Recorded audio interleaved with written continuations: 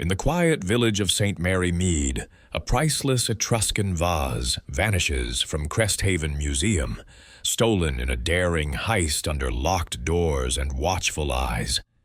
Enter Miss Jane Marple, a sharp-witted spinster whose gentle demeanor hides a relentless mind. As she unravels clues, a scratched lock, a clay-stained sack, a curator's nerves, a guard's silence, a historian's passion, and a collector's charm, she weaves a web to trap the thief. With whispers of a black market deal and a cleverly set trap, Miss Marple proves that no secret escapes her. Will she recover the vase and expose the culprit? The truth lies in the stitches of human nature. Chapter 1. The Empty Case. In the quiet village of St. Mary Mead, where the hedgerows bloomed with summer's last roses and the church clock ticked with unhurried precision, Miss Jane Marple sat in her chintz-curtained drawing-room, her knitting needles clicking softly. The afternoon sun filtered through lace, casting delicate patterns on the polished oak table where her tea tray rested. She was halfway through a skein of pale blue wool when the door burst open, admitting Mrs. Dolly Bantry, her cheeks flushed and her hat slightly askew. "Jane, my dear, it's simply dreadful," Mrs. Bantry exclaimed, collapsing into an armchair with the air of one bearing news of cataclysmic proportions. "The Etruscan vase at Cresthaven Museum, stolen, vanished last night, right from its case." Her voice carried the thrilled indignation of one who relished a scandal but deplored its implications. Miss Marple's needles paused, hovering like a hawk over prey. Her mild blue eyes, deceptively gentle, sharpened behind her spectacles. "Stolen, Dolly? How very extraordinary. The Cresthaven vase, you say?" She set her knitting aside, her mind already sifting through the possibilities. The vase, a rare 6th century BC Etruscan artifact, was no mere trinket. Its black glazed surface, adorned with intricate carvings of gods and warriors, had made the modest Cresthaven Museum a destination for scholars and curious travelers alike. Its theft was not merely a crime, but a violation of history itself. Mrs. Bantry, fanning herself with a handkerchief, poured out the tale. The theft had occurred during a private preview of the museum's new exhibit, a select affair attended by only a handful of guests. The vase had stood in a locked glass case, its alarm system reputedly infallible. Yet, sometime between the hours of 8 and 9 the previous evening, it had vanished without a trace. "The doors were locked, Jane, the windows barred, the guard on duty. It's like something out of a novel." Miss Marple's lips twitched into a faint smile. "Life, Dolly, is often more like a novel than we suppose. Tell me, who was present at this preview?" Her tone was conversational, but her mind was as precise as the stitches in her knitting, each question a loop pulling the thread of truth tighter. Mrs. Bantry, eager to share, leaned forward. "Well, there was Mr. Hargreaves, the curator, a fussy sort, always polishing his glasses. Then Tompkins, the night guard, a rough fellow but reliable, they say. Dr. Evelyn Ward was there, the historian who's been studying the vase for months, and a visitor, some charming collector named Victor Langston. That's all, as far as I know." 4 people, Miss Marple mused, her fingers tracing the edge of her teacup. A small circle for such a bold theft. And the police? "Inspector Craddock's on the case," Mrs. Bantry replied. "Nice young man, but he's baffled. No fingerprints, no broken locks. The alarm was off for a short spell, but how the thief got the vase out is anyone's guess." Miss Marple's eyes twinkled with the quiet excitement of a puzzle taking shape. She had known Inspector Craddock since he was a boy, and while he was clever, he sometimes overlooked the subtleties of human nature, a realm where Miss Marple excelled. "I think, Dolly," she said, rising with a sprightliness that belied her years, "I shall pay a visit to Cresthaven Museum. A stolen vase is intriguing, but the people around it are far more so." Mrs. Bantry, delighted at the prospect of her friend's involvement, offered to drive her. As they stepped into the warm afternoon, Miss Marple's thoughts turned to the village's own small dramas.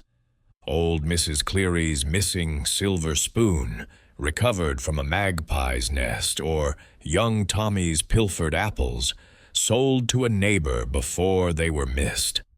"People," she murmured, settling into the car, "are predictable in their unpredictability. We shall see what Cresthaven reveals." The museum, a Georgian building with ivy-clad walls, stood just beyond the village, its quiet dignity now marred by whispers of scandal. As Miss Marple stepped inside, she felt the weight of history in its cool, shadowed halls. The empty case awaited, and with it, the first threads of a mystery she was determined to unravel. Chapter 2. The Scene of the Crime. Miss Jane Marple stepped into the hushed interior of Cresthaven Museum, her sensible shoes tapping softly on the polished marble floor. The air carried the faint scent of old wood and wax, mingled with the sharper tang of recent upheaval. The museum, a Georgian edifice with tall windows and elegant cornices, seemed to hold its breath, as if aware of the violation it had suffered. Miss Marple's keen eyes, framed by her ever-present spectacles, took in the high ceilings and the discreet placards labeling artifacts, but her attention was drawn inexorably to the exhibit room where the Etruscan vase had vanished. Mrs. Bantry, trailing behind, whispered, "It's eerie, Jane, isn't it? To think something so ancient could just disappear." Her voice, though hushed, echoed slightly in the cavernous space. Miss Marple nodded, her expression serene, but her mind already at work, sifting through the details like a gardener turning soil. She had always found that places, much like people, had their own stories to tell if one knew how to listen. Inspector Craddock awaited them in the exhibit room, his youthful face creased with the strain of a case that promised to vex him.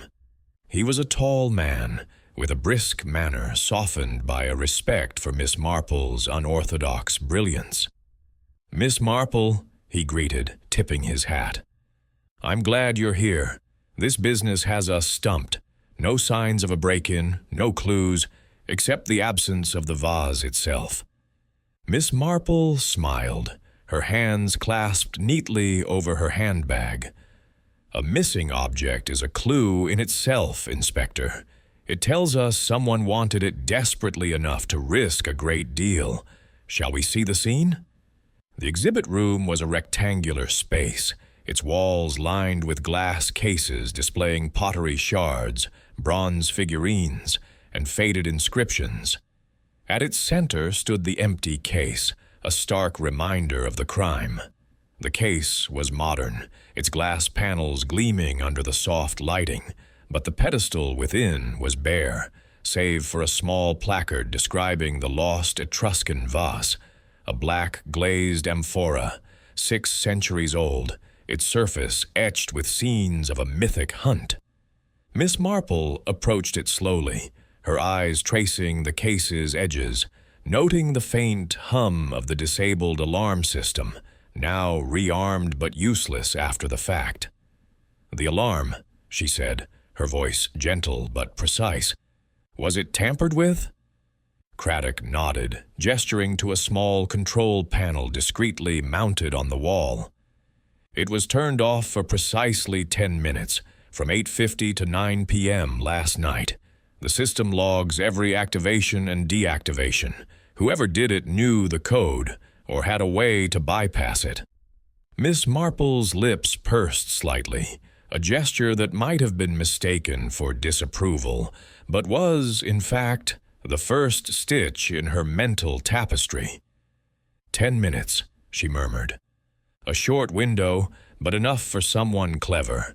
And who was in the building during that time? Craddock consulted his notebook. 4 individuals, as I mentioned. Mr. Reginald Hargreaves, the curator, was in his office. Tompkins, the night guard, was on his rounds. Dr. Evelyn Ward, the historian, was working in the archive room, and Mr. Victor Langston, a guest at the preview, was in the exhibit hall earlier, but claims he stepped out for a phone call around the time of the theft. Miss Marple's eyes flickered with interest. A phone call, you say? How convenient. And the others, where exactly were their locations relative to this room? Craddock led her to a corner of the exhibit hall, where a heavy oak door, its brass handle gleaming, stood slightly ajar. This is the side door to the curator's office. Hargreaves says he was there, working late. The archive room, where Dr. Ward was, is down that corridor. He pointed to a narrow hallway branching off to the right.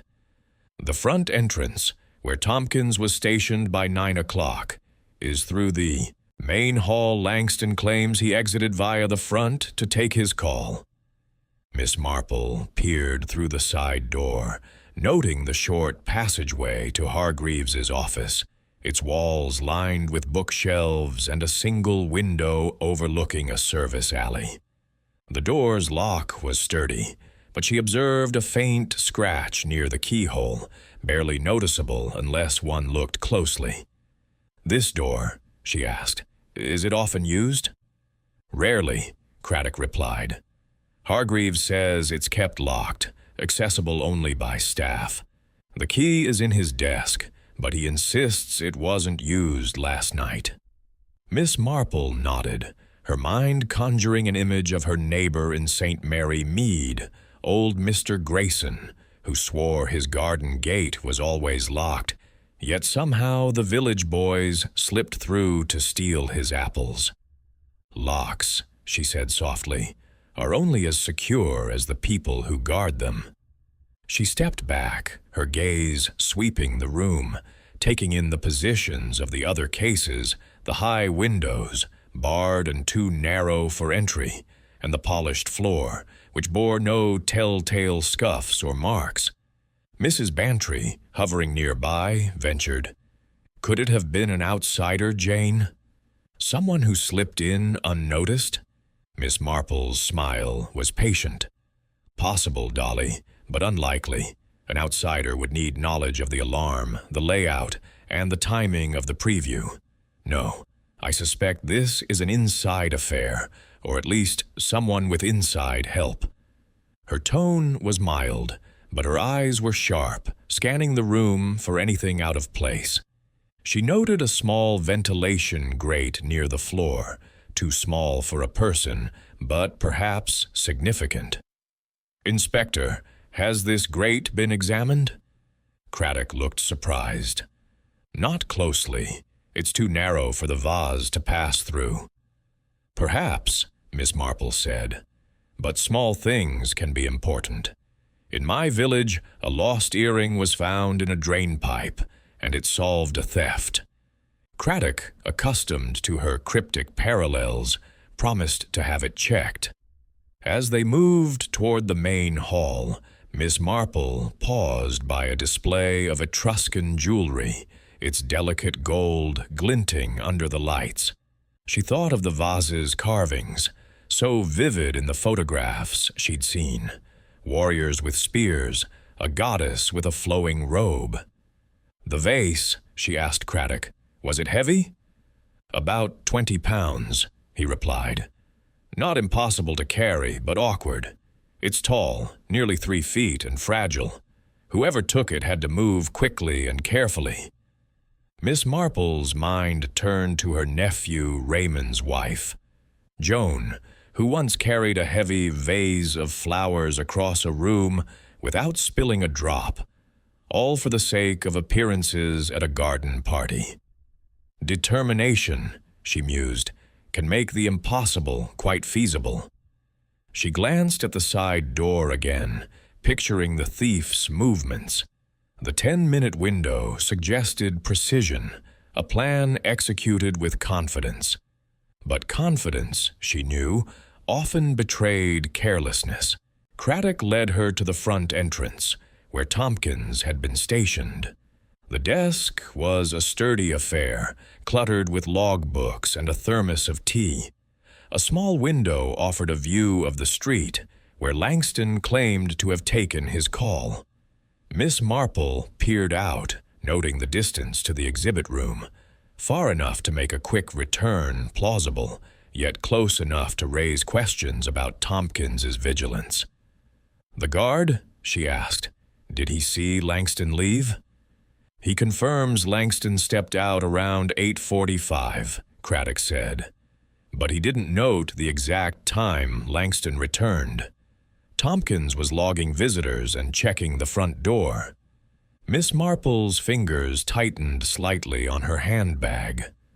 "A busy man, our Mr. Tompkins, and yet in my experience, busy men often miss what's under their noses." She thought of the saint, Mary Mead, postman, who failed to notice a stranger lingering by the vicarage because he was sorting letters. "I should like to speak with him, Inspector, and the others. But first, may I see the curator's office?" Hargreaves' office was a study in controlled chaos, papers stacked precariously on a mahogany desk, a typewriter half buried under catalogs, and a single chair piled with books. The window overlooking the alley was unbarred but locked, its latch stiff with age. Miss Marple tested it gently, noting the faint dust on the sill, undisturbed except for a small smudge near the lock. "This window," she said, "has it been opened recently?" Craddock frowned. "Hargreaves says no, but I'll have it dusted for prints." Miss Marple nodded, her mind racing. The smudge suggested carelessness, a hurried hand, perhaps, but the dust implied no regular use. She turned to the desk, where a ring of keys lay in plain sight. "These keys," she asked, "do they include the one to the side door?" "Yes," Craddock confirmed. "Hargreaves keeps them here. He says they were untouched." Miss Marple's eyes twinkled. "In Saint Mary Mead, Mrs. Price left her jewels in a drawer, thinking them safe because they were always there. They weren't, of course." Craddock smiled, accustomed to her village anecdotes, but made a note to check the keys. As they returned to the exhibit room, Miss Marple lingered by the empty case, her gaze lingering on the pedestal. She pictured the vase, its weight and fragility, and the thief's daring. "This case," she asked, "how was it opened?" "A key," Craddock said. "Hargreaves and the head conservator have the only copies. Both were accounted for last night." Miss Marple's mind flashed to a long-ago incident in her village, where a duplicate key, made in secret, had unlocked a church poor box. "Keys," she said softly, "are such trusting things, aren't they?" She stepped back, her eyes sweeping the room once more, as if it might whisper its secrets. The high windows, the locked doors, the silent alarm, all pointed to someone who knew the museum's rhythms intimately. Mrs. Bantry, growing restless, ventured, "Could it be a professional thief, Jane? Someone with tools and tricks?" Miss Marple shook her head gently. "Professional thieves, Dolly, leave fewer mysteries. This feels personal, like a betrayal. Someone knew exactly when and how to strike." Her thoughts turned to the four suspects, each with their own motives and opportunities. Hargreaves, with his financial woes, Tompkins, with his access, Dr. Ward, with her obsession, Langston with his charm and connections. "It's like a bridge game," she murmured. "Each player holds cards, but only one plays the trump." Craddock, catching her words, raised an eyebrow. "Any theories yet, Miss Marple?" She smiled, her expression as innocent as a village spinster's. "Theories, Inspector, come later. For now I'm merely observing. But I think we shall find our answers in what people do not say, as much as in what they do." She glanced once more at the side door, its scratch-marked lock a silent clue, and resolved to meet the suspects herself. Human nature, she knew, was the true key to this puzzle, and she was adept at turning it. As they left the exhibit room, the museum seemed to settle back into its quiet dignity, but Miss Marple felt the stirrings of a pattern forming, like the first rows of her knitting. The vase was gone, but its absence was speaking, and she was listening. Chapter 3. The Curator's Burden. Miss Jane Marple sat in the curator's office at Cresthaven Museum, her small figure perched primly on a chair cleared of its usual burden of books. The room was a study in scholarly disarray. Shelves groaned under the weight of leather-bound volumes. A typewriter sat half-buried under a pile of exhibition notes, and a faint smell of ink and dust hung in the air. Through the window, the service alley was just visible, its cobbles glinting in the late morning sun. Miss Marple's hands rested lightly on her handbag, but her eyes, sharp as ever, missed nothing. Not the nervous twitch of Mr. Reginald Hargreaves's fingers, nor the way his spectacles slipped down his nose as he spoke. Mr. Hargreaves, a wiry man in his early 50s with thinning hair and a perpetually furrowed brow, stood behind his desk, shifting his weight from one foot to the other. "Miss Marple," he began, his voice tight with strain, "I assure you, I was here, in this very office, cataloging manuscripts when the theft occurred. I heard nothing, saw nothing. It's a calamity, a disaster for the museum." His hands fluttered to his glasses, adjusting them unnecessarily. Miss Marple's smile was gentle, almost grandmotherly, but her gaze was as piercing as a needle. "A calamity indeed, Mr. Hargreaves. The vase was your pride, was it not? Such a loss must weigh heavily." Her tone was sympathetic, yet there was a precision to her words that invited more than a simple reply. Hargreaves nodded, sinking into his chair with a sigh. It was irreplaceable. The Etruscan vase drew visitors from across the country, scholars, tourists, even schoolchildren. Its carvings were a window into a lost world. Without it, I fear— He trailed off, his fingers drumming on a stack of papers. "The museum's funding is precarious, Miss Marple. We rely on such treasures to justify our grants." Miss Marple tilted her head, her expression one of polite concern. "Funding troubles are so trying, aren't they? I recall poor Mr. Jessup in St. Mary Mead, who ran the village hall. He was forever fretting over expenses until a curious fire solved his troubles. Insured, of course." Her voice was light, but her eyes watched Hargreaves closely. The curator's face paled, and his hand froze mid-gesture.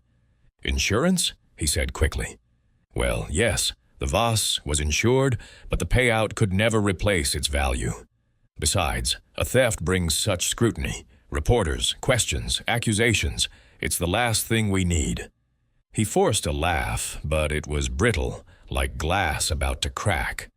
Miss Marple nodded, as if satisfied, though her mind was threading together possibilities. "Of course, Mr. Hargreaves. Scrutiny is so tiresome. Tell me, were you alone in your office all evening? No visitors, no interruptions?" Hargreaves hesitated, his fingers brushing the edge of his desk. "Alone, yes, I was working late, as I often do. The preview was a small affair, and I left the guests to Dr. Ward and Mr. Langston. Tompkins was about, of course, keeping an eye on things.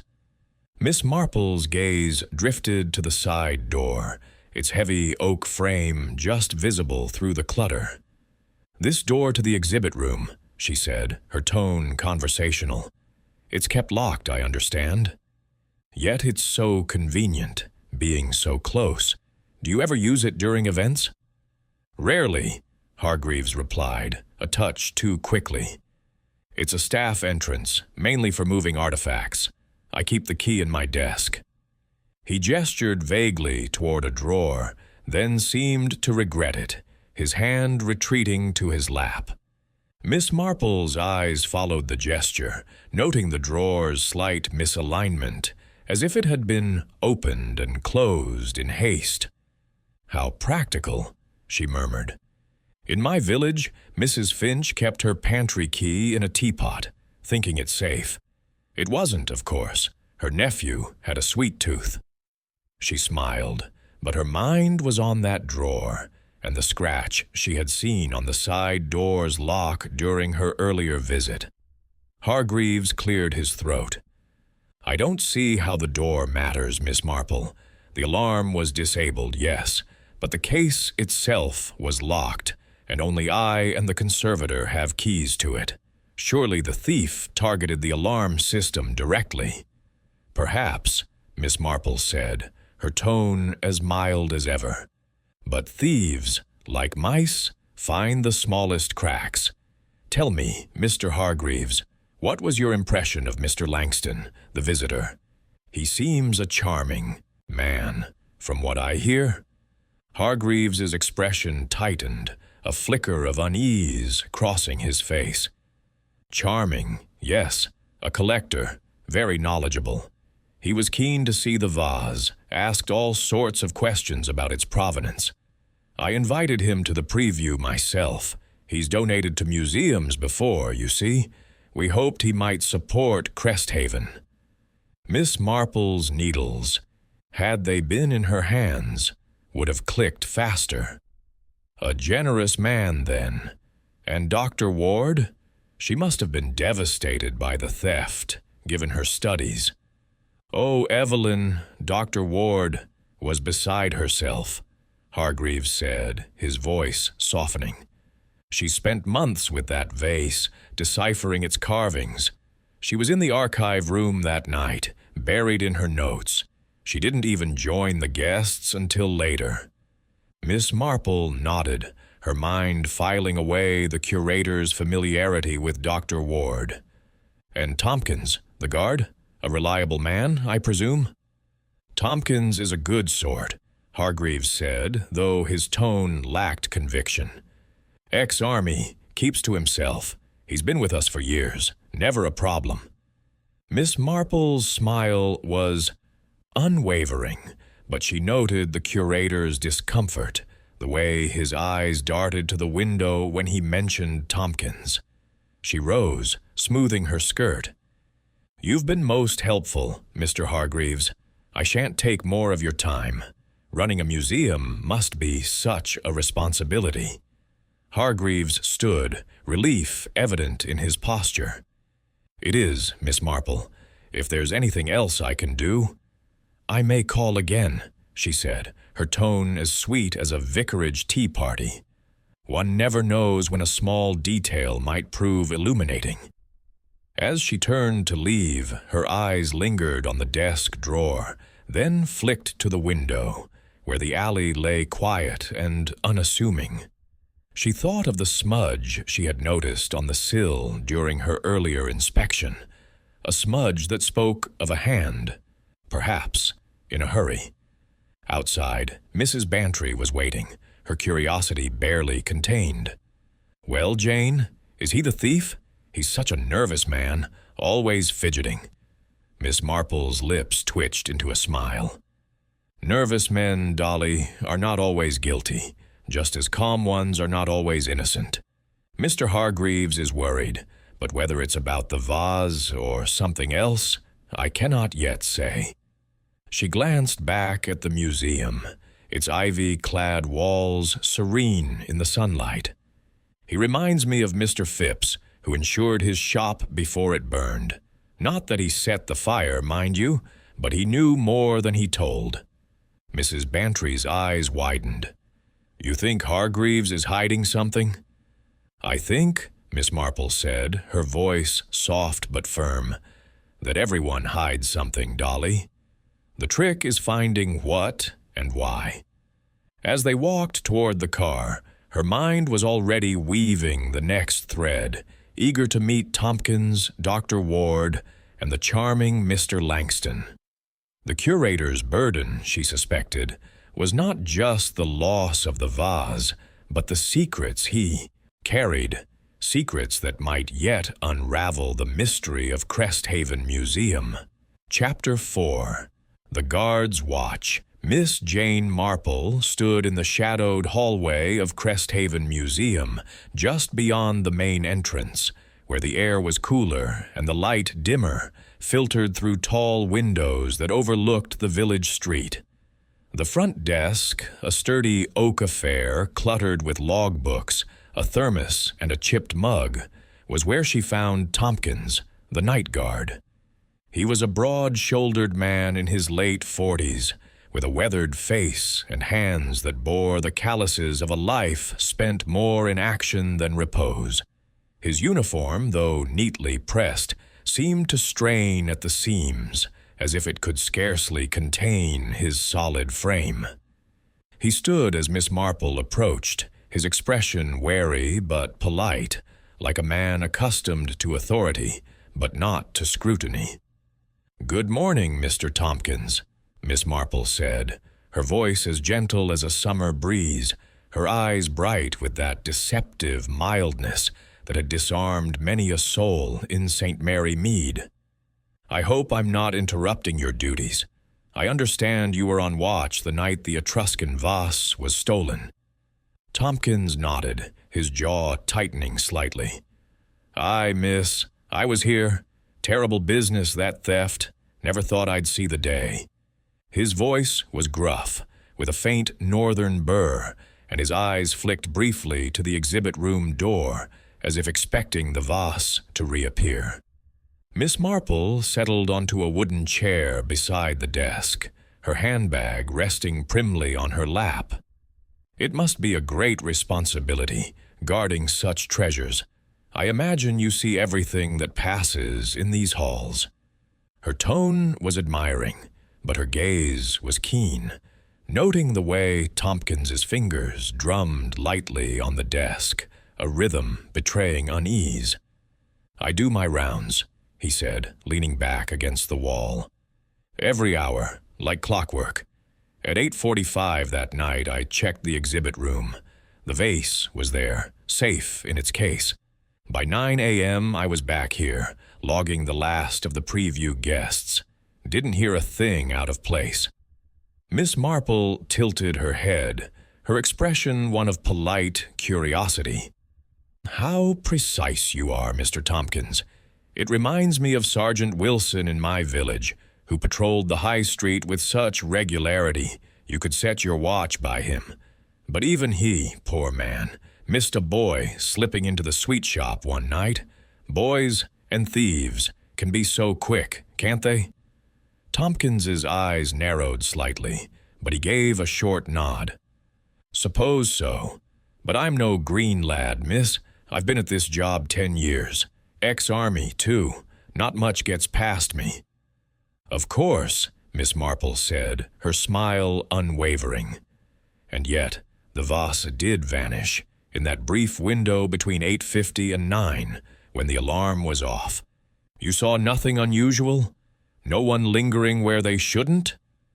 Tompkins shifted, his hands clasping behind his back, a gesture Miss Marple recognized from her nephew's old schoolmaster, who used it to hide nerves. "Nothing odd," he said.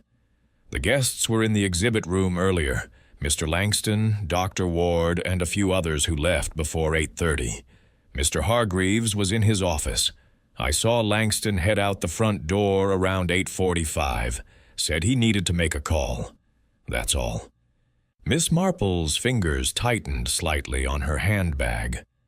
"Mr. Langston, the collector? A charming man, I hear. Did you speak with him that evening?" Tompkins hesitated, his gaze dropping to the logbook. "Briefly. He was asking about the vase, its history, how we secured it. Seemed keen, but collectors are like that, always poking about." Miss Marple nodded, her mind flashing to young Tommy in St. Mary Mead, who asked endless questions about Mrs. Cleary's silver spoon before it vanished. "Curiosity can be innocent," she said softly, "or it can be a mask. Did Mr. Langston linger near the exhibit room before he left?" Tompkins frowned, as if searching his memory. "He was by the case earlier, admiring it. But he didn't go near the side door, if that's what you mean. That's staff only, and locked." Miss Marple's eyes twinkled. "Locked? Yes. Mr. Hargreaves mentioned the key stays in his desk. You never use it yourself?" "Me? No need," Tompkins said quickly. "My rounds stick to the main halls, the side doors for deliveries or moving artifacts. I don't touch it." Miss Marple's smile was as warm as a vicarage fire, but her thoughts were elsewhere, picturing the faint scratch on the side door's lock, the smudge on the curator's window. "Of course," she said. "You're a man of routine, Mr. Tompkins, but routines can be disrupted, can't they? A moment's distraction, a kind word from a stranger." She let the words hang, watching his face. Tompkins's jaw tightened again, and he crossed his arms. "I wasn't distracted, miss. I did my job. If someone got past me, they were cleverer than most." "Clever indeed," Miss Marple agreed. "This thief knew the museum's ways, the alarm, the doors, the timing, almost as if they had a guide." She paused, her gaze drifting to the logbook, its pages open to the night of the theft. "May I see your log, Mr. Tompkins, just to understand the evening's rhythm?" Tompkins hesitated, then slid the book toward her.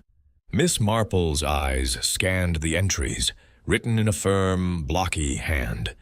8:30, guests mingling, 8:45. Langston exits for call, 9:00. Alarm check, noted as disabled later. The entries were meticulous, yet Miss Marple noticed a slight tremor in the pen strokes for the 8:45 entry, as if written in haste. "You wrote this as Langston left?" she asked. "Aye," Tompkins said. "I log everything as it happens, keeps things clear." Miss Marple nodded, closing the book gently. "Clarity is so important. In St. Mary Mead, our postman kept a log of deliveries, but he missed a parcel once because a visitor chatted him up. People can be so disarming, can't they?" Tompkins grunted, his eyes meeting hers briefly before darting away. "Suppose so, but I don't chat much on duty." "Of course not," Miss Marple said, rising with a grace that belied her years. "You've been most helpful, Mr. Tompkins. A guard's watch is a lonely one, but vital. I shan't keep you from it." She turned to leave, then paused, as if struck by a thought. "Oh, one thing. Did you notice Dr. Ward that evening? She was in the archive room, I believe." Tompkins nodded. "Saw her earlier, heading that way with her books. Didn't see her come out till after 9 o'clock when the alarm business started." Miss Marple thanked him, her mind already weaving new threads. Tompkins's steadiness reminded her of a gardener in her village who swore he'd seen nothing when a shed was robbed, yet later admitted to a brief chat with a stranger. Distraction, she knew, was a thief's best ally. As she stepped into the main hall, Mrs. Bantry joined her, her eyes bright with curiosity. "Well, Jane," Mrs. Bantry whispered, "is he our man? He's so gruff, like a bear with a sore head." Miss Marple's lips twitched into a smile. "Gruffness, Dolly, is no proof of guilt, just as charm is no proof of innocence. Mr. Tompkins is a careful man, but careful men can be swayed, by money perhaps, or a clever word." She glanced back at the desk, where Tompkins was now polishing his thermos, his movements deliberate but tense. "He saw more than he says, I think, but whether he's thief or pawn, we shall see." As they walked toward the archive room to meet Dr. Ward, Miss Marple's thoughts turned to the logbook's trembling pen strokes, the locked side door, and Langston's convenient absence. The guard's watch had faltered, if only for a moment, and in that moment the vase had vanished. The pattern was growing clearer, stitch by stitch, and Miss Marple was eager to test the next thread. Chapter 5. The Historian's Passion, Miss Jane. Marple made her way down the narrow corridor leading to the archive room of Cresthaven Museum, her steps measured and her expression one of quiet anticipation. The corridor was dimly lit, its walls lined with faded maps and framed sketches of ancient artifacts, their edges curling like autumn leaves. The air was heavy with the musty scent of old paper, a smell that reminded Miss Marple of the vicarage library in St. Mary Mead, where she had once uncovered a scandal hidden in a parish ledger. Mrs. Bantry followed, her curiosity barely contained, her heels clicking a touch too loudly on the stone floor. "Jane, this place feels like a tomb," Mrs. Bantry whispered, glancing at the shadowed doorways. "Do you really think Dr. Ward knows something about the vase?" Miss Marple's eyes twinkled behind her spectacles. "People who study the past, Dolly, often carry its secrets, and sometimes those of the present. We shall see what Dr. Ward reveals." Her voice was soft, but her mind was as sharp as the knitting needles she had left at home, already piecing together the threads of this peculiar theft. The archive room was a small, cluttered space, its shelves sagging under the weight of manuscripts, bound journals, and boxes of catalogued fragments. A single lamp cast a warm glow over a wooden table where Dr. Evelyn Ward sat, her dark hair pulled back severely, her eyes fixed on a notebook filled with meticulous handwriting. She was a woman in her mid-40s, with a scholar's intensity and a posture that suggested both confidence and strain. As Miss Marple entered, Dr. Ward looked up, her expression a mix of surprise and guarded courtesy. "Miss Marple, is it?" Dr. Ward said, rising and extending a hand. "Inspector Craddock mentioned you might visit. I'm afraid I'm rather busy, but I'll help if I can." Her voice was crisp, with a hint of impatience, as if the theft were a personal affront to her work. Miss Marple smiled, settling into a chair across from the historian. "How kind of you, Doctor. Ward, I shan't take much of your time. I understand you've been studying the Etruscan vase closely. Its loss must be a great blow." Dr. Ward's eyes flashed, and she leaned forward, her hands clasped tightly. "A blow? It's a catastrophe, Miss Marple. That vase was a masterpiece, its carvings a rare depiction of Etruscan funerary rites. I've spent months deciphering them, cross-referencing with texts from Rome and Florence. To have it stolen—" She shook her head, her voice trembling with emotion. "It's not just a loss to the museum, but to history itself." Miss Marple nodded, her expression one of deep sympathy, though her mind noted the fervor in Dr. Ward's words. "Such passion for your work is admirable," she said. "It reminds me of Miss Elspeth in my village, who catalogued every wildflower in the meadow. She could tell you their Latin names, but she guarded them like treasures. Did you feel such a bond with the vase? Dr. Ward's cheeks flushed slightly, and she adjusted her glasses. A bond? I suppose so. It was a privilege to study it. I spent hours sketching its details, noting every curve and symbol. But I was in here, working, when it was taken. I didn't even know until Tompkins raised the alarm. Miss Marple's gaze drifted to the notebook on the table, its open page filled with intricate drawings of the vase's carvings, hunters with spears, a goddess with outstretched hands. "Your sketches are remarkable," she said, her tone admiring. "So precise. You must have spent time alone with the vase to capture such detail." Dr. Ward stiffened, her fingers tightening on the notebook. "Mr. Hargreaves allowed me access for study, under strict conditions.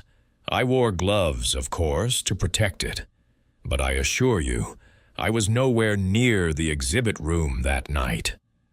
"Of course," Miss Marple said, her voice as soothing as a lullaby. "But it's curious, isn't it, how a thief knew exactly when to strike. The alarm was off for just 10 minutes, and the case was opened without force. Someone knew the museum's ways intimately." She paused, her eyes meeting Dr. Ward's. "You've been here often, I presume, studying late into the evening?" Dr. Ward nodded, a touch defensively. "Often. The archive is quiet at night, perfect for concentration. I was here until nearly 9 o'clock, then joined the others when the theft was discovered." Miss Marple's smile was gentle, but her thoughts were racing.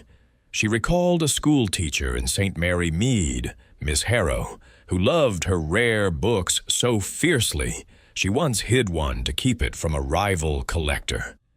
"Passion," Miss Marple said softly, "can lead us to curious actions, can't it? To protect something precious, or perhaps to keep it close." Dr. Ward's eyes narrowed, and she sat back, her arms crossed. "Are you suggesting I had something to do with this? I'd sooner destroy my own work than harm that vase. It belongs in a museum, not in some thief's hands." Miss Marple raised a hand, her gesture placating. "Oh, my dear, I suggest nothing. I'm merely an old woman trying to understand.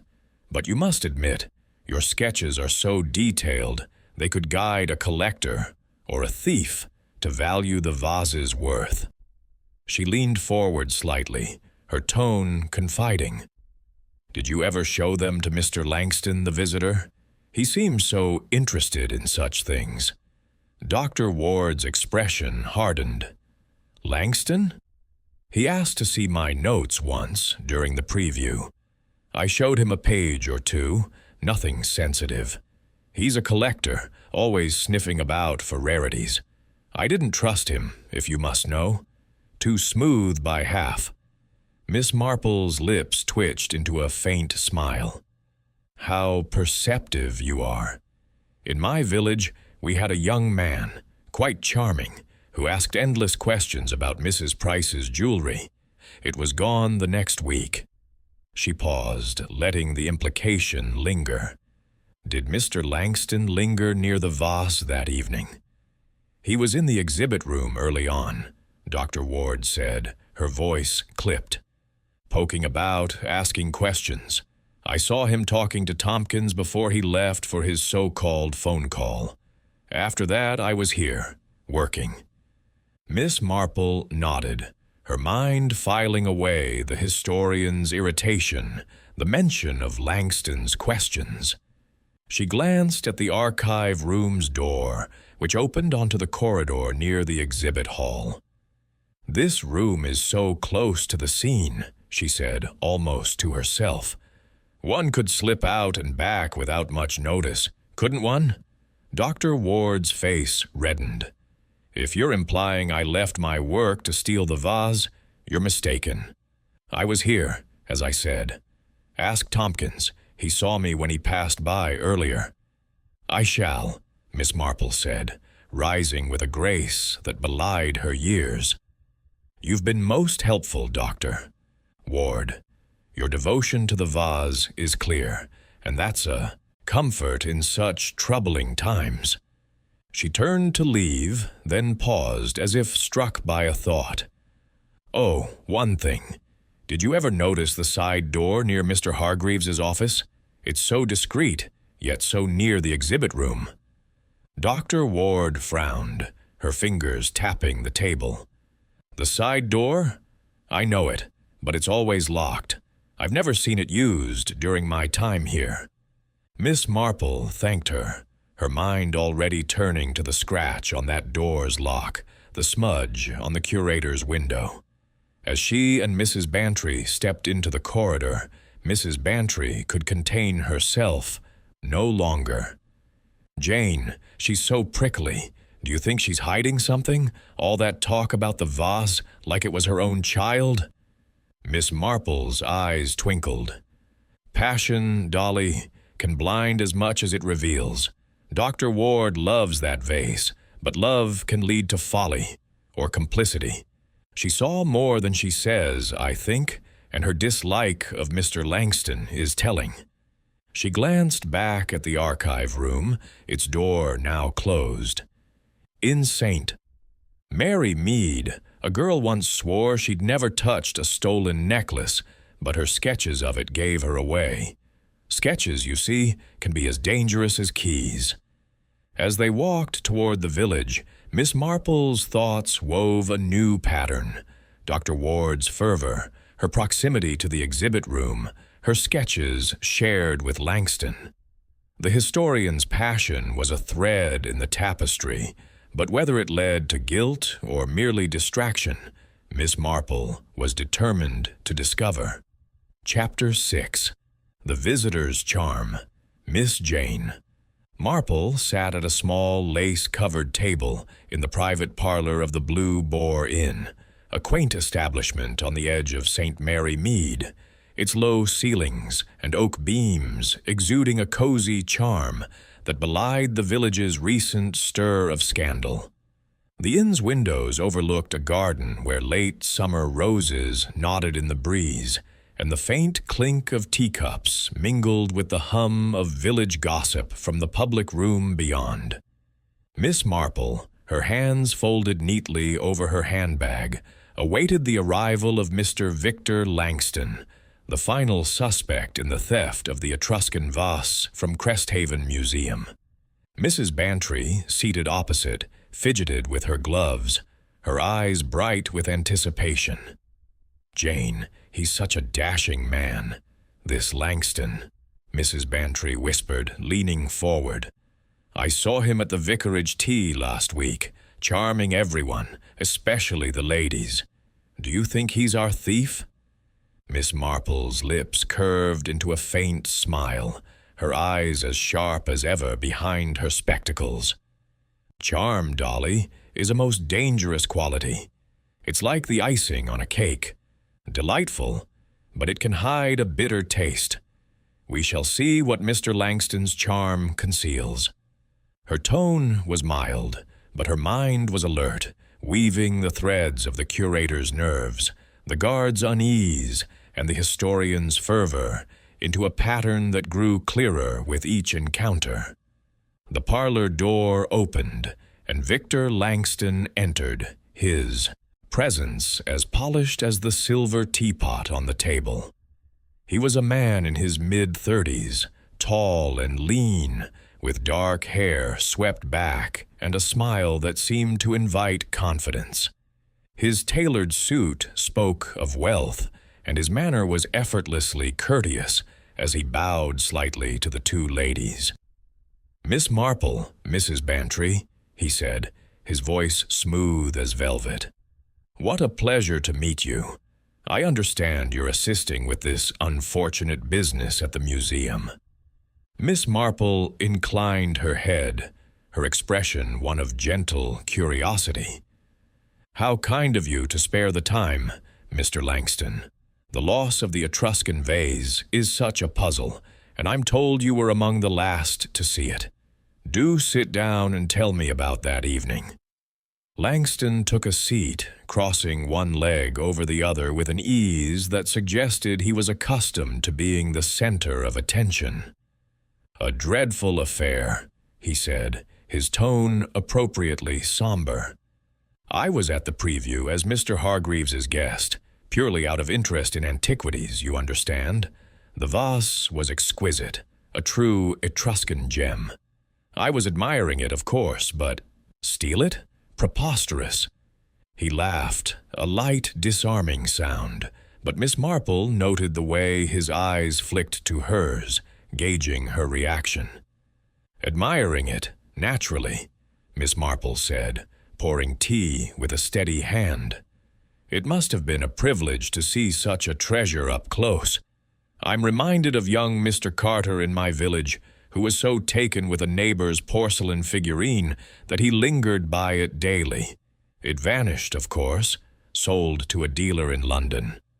Her voice was soft, almost confiding, but her gaze was unwavering. Langston's smile faltered for a fraction of a second, then returned, brighter than before. "A charming anecdote, Miss Marple, but I assure you my interest was academic. I asked Mr. Hargreaves about the vase's provenance, and Dr. Ward was kind enough to show me some of her sketches. Fascinating work, hers." Miss Marple nodded, her fingers brushing the edge of her teacup. "Dr. Ward's sketches are remarkable, aren't they? So detailed. You must have appreciated them, being a collector. Did you spend much time in the exhibit room that evening?" Langston sipped his tea, his movements deliberate. "Not long. I was there early in the evening, chatting with Dr. Ward and Tompkins, the guard. Around 8:45, I stepped outside for a phone call. Reception's poor inside the museum, you see. I was back by 9 o'clock, when the alarm business started." Miss Marple's eyes twinkled, though her expression remained serene. "A phone call, how inconveniently timed. I recall a young man in St. Mary Mead who used a phone call as an excuse to slip away from a dance, only to be found later with a stolen watch. Not that I suggest anything similar, Mr. Langston, but it's curious how such moments align with mischief." Langston's laugh was hearty, but Miss Marple noted a slight tension in his shoulders. "No mischief here, Miss Marple. Just a call to a colleague in London about a painting I'm considering. I was outside by the front entrance for perhaps 10 minutes. Tompkins saw me leave." "Indeed," Miss Marple said, her tone as gentle as a summer breeze. "And did you notice anything unusual when you returned? The exhibit room, perhaps, or the side door near Mr. Hargreaves's office?" Langston's eyes narrowed slightly, but his smile held. "The side door? I barely noticed it. I was in the main hall when I returned, and then the chaos began. Tompkins shouting about the alarm, Hargreaves rushing out. I stayed out of the way, naturally." Miss Marple nodded, her mind flashing to the scratch on the side door's lock, the smudge on the curator's window. "Naturally," she said. "You strike me as a man who observes much, Mr. Langston. Collectors often have such keen eyes. Did you form any impressions of the others that evening? Mr. Hargreaves, perhaps, or Dr. Ward?" Langston leaned back, his fingers tapping lightly on the arm of his chair. Hargreaves seemed distracted, fussing over his papers. Dr. Ward was absorbed in her work, barely joining the guests. Tompkins was his usual gruff self, keeping watch. All quite ordinary, I thought. Miss Marple's smile was as warm as the inn's hearth, but her thoughts were elsewhere, picturing Langston's smooth exit, his conversation with Tompkins, his interest in Dr. Ward's sketches. Ordinary, yes, she said. "But in my experience, the ordinary hides the extraordinary. In St. Mary Mead, a charming visitor once admired a silver candlestick at the vicarage, only to have it vanish the next day. He had connections in London, you see, dealers who valued such things." Langston's expression remained pleasant, but his fingers stilled. "I'm no thief, Miss Marple. My interest is in acquiring art legally, through proper channels. I've donated to museums, as Hargreaves can confirm. If anything, I'd have helped protect that vase, not steal it." "Of course," Miss Marple said, rising with a grace that belied her years. "Your generosity is well known, Mr. Langston. I shan't keep you longer. You must have many calls to make." She paused, her eyes meeting his. "But if you recall any small detail from that evening, someone near the side door, perhaps, or a glance at the case, it might help the inspector." Langston stood, bowing slightly. "I'll think on it, Miss Marple, but I fear I saw nothing out of the ordinary." His smile was as polished as ever, but Miss Marple noted a flicker of calculation in his eyes, like a card player assessing his hand. As he left the parlor, Mrs. Bantry leaned forward, her voice a conspiratorial whisper. "Jane, he's too smooth, like a film star, but with something sly about him. Do you think he took the vase?" Miss Marple's lips twitched into a smile. "Slyness, Dolly, is a quality to watch, but not to judge by. Mr. Langston is clever, and clever men are dangerous when they want something. His phone call reminds me of a young rogue in my village who slipped away to meet a buyer for stolen goods. Whether Langston is our thief, I cannot yet say, but his charm is a veil, and I intend to lift it." As they stepped out into the inn's garden, Miss Marple's thoughts turned to the pattern forming. Hargreaves' nerves, Tompkins' hesitation, Dr. Ward's passion, and now Langston's polish. Each was a thread, and the visitor's charm was the brightest yet, but perhaps the most deceptive. She resolved to speak with Inspector Craddock, to see what Langston's London connections might reveal. The vase was gone, but its thief was near, and Miss Marple was closing in, stitch by careful stitch. Chapter 7. Threads of Motive. Miss Jane Marple sat in her neat drawing-room in St. Mary Mead, the evening light casting long shadows across the polished floorboards. Her knitting lay abandoned on the table, a half-finished scarf of pale blue wool curling like a question mark. Before her, spread across the lace tablecloth, were notes scribbled in her precise hand, names, times, and observations gleaned from her visits to Cresthaven Museum and her conversations with its denizens. The fire in the grate crackled softly, its warmth a counterpoint to the chill of the mystery that occupied her mind. Mrs. Bantry, ensconced in an armchair with a cup of tea, watched her friend with a mix of awe and impatience. "Jane, you've been staring at those papers for ages," Mrs. Bantry said, setting her cup down with a clink. "Have you worked it out yet? Who stole that wretched vase?" Miss Marple's eyes, bright behind her spectacles, lifted from her notes. "Patience, Dolly," she said, her voice as gentle as the ticking of the mantel clock. "A mystery is like my knitting. One must gather the threads before the pattern emerges. We have 4 threads now, each with its own texture, and I am beginning to see their weave." Her fingers traced a name on the page, Victor Langston, and her lips pursed slightly, as if tasting a bitter herb. Mrs. Bantry leaned forward, her eyes wide. "4 threads? You mean the suspects? Oh, do tell, Jane. Is it that sly Langston? Or perhaps Hargreaves with his nervous fidgeting?" Miss Marple's smile was faint, almost secretive.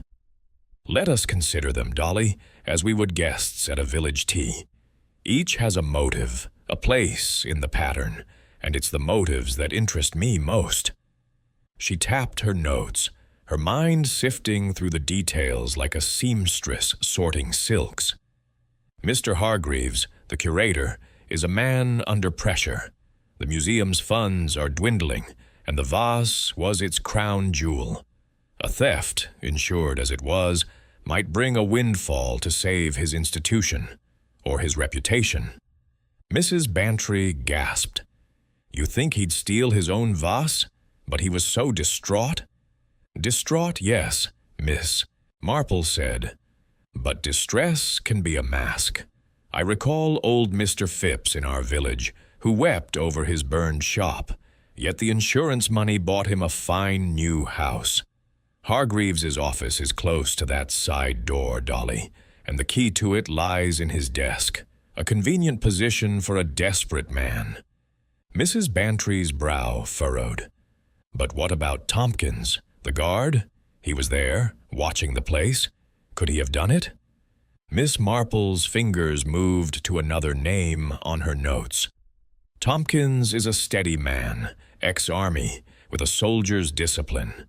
But discipline can be bought or swayed by a kind word. He was at the front desk when the alarm was disabled, and he saw Langston leave for his phone call. Yet his logbook showed a tremor in the pen, as if written under strain. In St. Mary Mead, our gardener, Mr. Hodge, swore he saw nothing when a shed was robbed, but a few pounds changed his memory. Tompkins, I think, knows more than he says. Mrs. Bantry nodded eagerly. And Dr. Ward? She's so fierce about that vase, like it was her own child. Doctor. Ward's passion is her strength and her weakness, Miss Marple said, her voice soft but precise.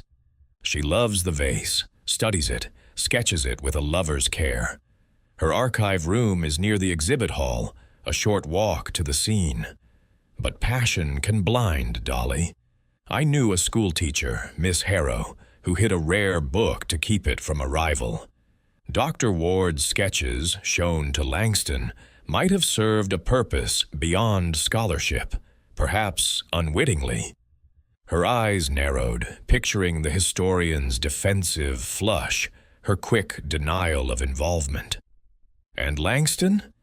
Mrs. Bantry pressed, her voice dropping to a whisper. He's so charming, but there's something about him, too polished, like a salesman. Miss Marple's smile deepened, though her gaze was sharp. Mr. Langston is the brightest thread, Dolly, but the most slippery. A collector, wealthy, with connections in London and abroad.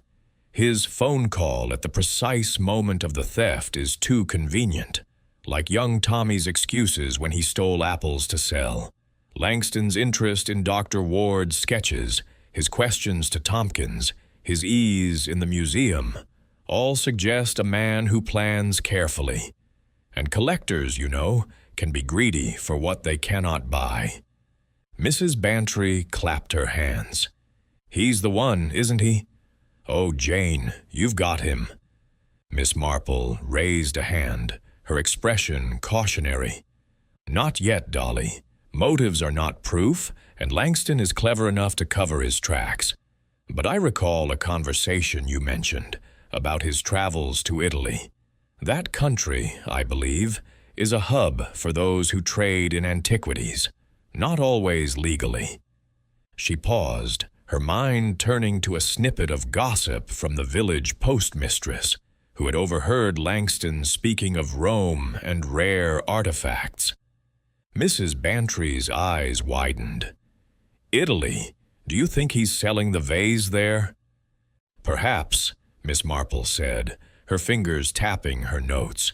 But we need more than suspicion. The side doors scratch, the windows smudge, the alarm's brief silence. These are clues, but they need a story. I think, Dolly, we must ask Inspector Craddock to look into Langston's connections. A man like him does not act alone. Rising, Miss Marple crossed to the telephone, her movements as deliberate as her thoughts. She dialed Craddock's number, her voice calm but firm as she spoke. "Inspector, it's Miss Marple. I wonder if you might check Mr. Langston's recent activities, particularly any contacts in London or abroad. Collectors, dealers, that sort of thing. Oh, and perhaps the museum's insurance policy. Small details, you know, can be so revealing." Craddock, accustomed to her gentle nudges, promised to investigate. As Miss Marple hung up, Mrs. Bantry leaned forward, her tea forgotten. "What now, Jane? Are you going to confront Langston?" Miss Marple's eyes twinkled, though her expression was serene. "Confrontation, Dolly, is for novels. I prefer to watch and wait. People reveal themselves, you see, when they think they're safe. Like my knitting, it's a matter of patience. Pull one thread, and the whole pattern unravels." She glanced at her notes, the names of Hargreaves, Tompkins, Ward, and Langston, forming a web in her mind. The vase was gone, but its thief was near, and Miss Marple felt the pattern tightening, stitch by careful stitch. Chapter 8. A Village Parallel. The sun hung low over St. Mary Mead, painting the village in hues of gold and amber, as Miss Jane Marple stepped into the bustling atmosphere of Mrs. Wimpole's tea party at the village hall. The hall, a modest building with whitewashed walls and a sagging roof, was alive with the chatter of neighbors, the clink of china, and the scent of freshly baked scones. Long tables were draped in starched linen, laden with teapots, cucumber sandwiches, and plates of Victoria sponge, while villagers milled about, exchanging gossip as freely as they passed the sugar tongs. Miss Marple, dressed in her usual tweed and a hat adorned with a single rose, moved through the crowd with a quiet grace, her eyes bright with purpose behind her spectacles. Mrs. Bantry, ever her faithful companion, hovered at her side, a plate of scones in hand. "Jane, you're not eating a thing," she said, her voice tinged with exasperation. "You're still thinking about that vase, aren't you? Surely a tea party is no place for sleuthing." Miss Marple's lips curved into a gentle smile. "On the contrary, Dolly, a tea party is the very place for it. Gossip, you see, is like a breeze. It carries seeds of truth, even if they're scattered. In St. Mary Mead, I've solved many a puzzle by listening to what's said over teacups." Her gaze swept the room, noting the familiar faces. The vicar's wife fussing over a spilled teapot. Young Miss Harmon, giggling, her beau. And old Mrs. Price, whose sharp tongue missed little. But Miss Marple's mind was on the Cresthaven Museum, the stolen Etruscan vase, and the 4 suspects whose motives she had been carefully unraveling. As she accepted a cup of tea from Mrs. Wimpole, Miss Marple's thoughts returned to her notes, left neatly arranged in her drawing room. Hargreaves, with his financial woes, Tompkins, with his guarded silences, Dr. Ward, with her fierce devotion, and Langston, with his slippery charm, each had a reason to want the vase gone. But only one, she suspected, had the audacity to take it. The tea party, with its undercurrent of village secrets, might offer a clue, a parallel to the museum's mystery, as human nature, she knew, was much the same, whether in a grand hall or a humble village. Mrs. Bantry, nibbling a scone, nudged her friend. "Look, there's Mrs. Cleary, going on about her nephew Tommy again. He's been in trouble, hasn't he? Something about stealing tools from a shed." Miss Marple's eyes followed Mrs. Cleary, a stout woman with a penchant for loud hats, who was holding court near the cake table. "Indeed, Dolly," she said softly. "Tommy's escapades are instructive. He took those tools, because he had a buyer lined up in the next village before he even broke into the shed. A planned theft, not a whim. It's a pattern I've seen before." Her voice was calm, but her mind flashed to Victor Langston, whose convenient phone call and London connections hinted at a similar foresight. As they moved toward the cake table, Miss Marple paused to greet Mrs. Cleary, whose hat, a confection of feathers and ribbons, bobbed as she spoke. "Miss Marple, have you heard about my Tommy?" she began, her voice carrying over the hum of conversation. "Caught red-handed with Mr. Grayson's tools, he was. Sold them to a man in Upper Mead before the shed was even locked again. Bold as brass, that boy." Miss Marple's smile was sympathetic, though her eyes were keen.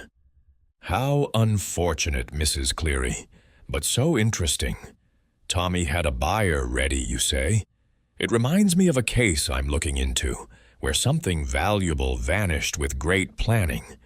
Did Tommy act alone, or did someone guide him?" Mrs. Cleary puffed up, her feathers quivering. "Oh, he swore he acted alone, but I don't believe it. That man from Upper Mead was a shifty sort, always asking about tools and such. I reckon he put Tommy up to it." Miss Marple nodded, her mind weaving a parallel. "How perceptive you are, Mrs. Cleary. A thief often needs a buyer, doesn't he? Someone to make the risk worthwhile." She sipped her tea, picturing Langston's polished smile, his questions about the vase, his absence during the critical 10 minutes when the alarm was disabled. A buyer in London, or perhaps Italy, would explain much, she thought. Mrs. Bantry, catching the gleam in her friend's eye, whispered, "Jane, you're onto something, aren't you? Is it Langston? He's been to Italy, you know. Mrs. Price heard him boasting about it at the post office." Miss Marple's lips twitched. "Gossip, Dolly, is a thread worth following. Italy is a market for antiquities, some less legal than others. Let us see what else the village knows." She moved toward Mrs. Price, who was regaling a small group with tales of recent visitors. Miss Marple joined them, her presence as unassuming as a sparrow, though her ears were attuned to every word. "Mrs. Price," she said, her voice warm, "I hear Mr. Langston has been charming the village, such a worldly man. Did he mention his travels to you?" Mrs. Price, her eyes sharp despite her years, leaned in. "Oh, he's a talker, that one. Told me about Rome, all those old ruins and markets. Said he met a dealer there, some Italian fellow who trades in rare pots and statues. I thought it odd, him being so interested in Cresthaven's vase after that." Miss Marple's heart quickened, though her expression remained serene. "How fascinating," she said. "Collectors do love their treasures, don't they? Like young Tommy with his tools, perhaps, finding a buyer abroad." Mrs. Price nodded vigorously. "Exactly. I wouldn't trust that Langston as far as I could throw him. Too smooth, like my cousin's lad who sold stolen silver." Miss Marple thanked her, her mind racing. The parallel was striking. Tommy's planned theft, driven by a ready buyer, mirrored the vase's disappearance, with Langston's Italian connections a tantalizing clue. She recalled the scratch on the side door's lock, the smudge on Hargreaves's window, and Tompkins's trembling pen strokes. Someone had orchestrated the theft with precision, and Langston, with his charm and contacts, was the likeliest weaver. Excusing herself, Miss Marple stepped outside to the hall's garden, where the air was cooler and the roses scented the evening. Mrs. Bantry followed, her curiosity bubbling over. "Jane, you've got that look. What did Mrs. Price say to set you off?" Miss Marple's eyes twinkled. "A seed, Dolly, Planted by gossip, Langston's Italian dealer suggests a market for the vase, just as Tommy had a buyer for his tools. The theft was no impulse. It was planned, with a destination in mind. She paused, her gaze distant. I think it's time to speak with Inspector Craddock again. A check on Langston's recent calls, perhaps, or his London associates, might pull the right thread. As they returned to the tea party, Miss Marple's thoughts were a tapestry of village parallels and museum clues. The vase's theft was a crime of calculation, and Langston's charm was its brightest thread. But whether he acted alone, or with an accomplice, Tompkins, perhaps, or even Hargreaves, she was not yet certain. Like her knitting, the pattern required patience, but Miss Marple felt the design taking shape, each stitch drawing her closer to the truth. Chapter 9. The Side Door Clue. Miss Jane Marple returned to Cresthaven Museum under a sky heavy with the promise of rain, the late morning air cool and damp against her tweed coat. The museum's ivy-clad walls loomed with a quiet dignity, but the scandal of the stolen Etruscan vase had cast a shadow over its elegance. Mrs. Bantry, at her side, clutched her umbrella with a vigor that matched her curiosity, her eyes darting to the museum's entrance, as if expecting the thief to emerge with the vase in hand. "Jane, are we back to poke about again?" Mrs. Bantry asked, her voice a mix of excitement and exasperation. "You've already seen the exhibit room, the office. Surely there's nothing new to find." Miss Marple's smile was serene, her eyes sharp behind her spectacles. "Places, Dolly, have memories, just like people. A second look often reveals what haste overlooks. In St. Mary Mead, I found a lost brooch under a rug because I looked twice. We shall see what Cresthaven whispers today."